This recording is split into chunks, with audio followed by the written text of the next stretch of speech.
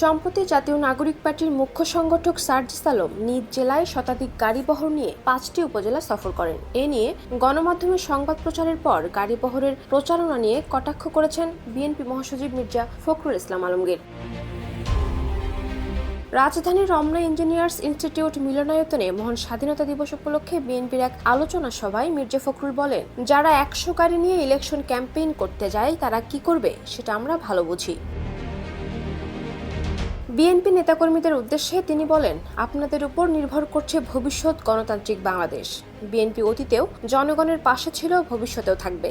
সভায় মির্জা ফখরুল মুক্তিযুদ্ধের ইতিহাস বিকৃত করার অভিযোগ তুলে বলেন, কিছু দল ও গোষ্ঠী বোঝানোর চেষ্টা করছে যে 1971 সালের মুক্তিযুদ্ধ কোনো ঘটনাই ছিল না, ইতিহাসকে কেউ বিকৃত করতে পারবে না।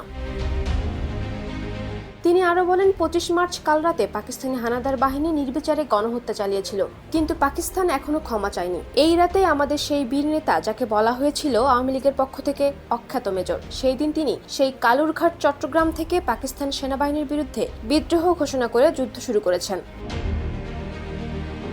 ফখরুল বলেন, প্রথম নারী মুক্তিযোদ্ধা বেগম খালেদা জিয়া। আজকালকার তরুণরা অনেক কিছুই জানে না, তারা জিয়াউর রহমানকে নিয়ে পর্যন্ত কথা বলে, ধিক্কার তাদের।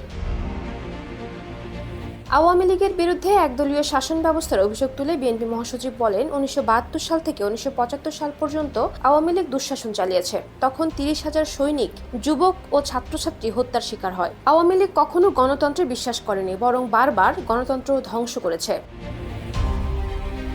নির্বাচন প্রসঙ্গে তিনি বলেন, গণতন্ত্রের পথে এগোতে হলে নির্বাচন ছাড়া কোনো বিকল্প নেই, কিন্তু এখন নতুন ষড়যন্ত্র শুরু হয়েছে যাতে নির্বাচন প্রক্রিয়া বিলম্বিত হয় এবং দেশে নৈরাজ্য সৃষ্টি করা যায়। নেতাকর্মীদের সতর্ক থাকার আহ্বান জানিয়ে তিনি বলেন, গণতন্ত্র পুনরুদ্ধারের লড়াইয়ে বিএনপি শেষ পর্যন্ত রাজপথে থাকবে।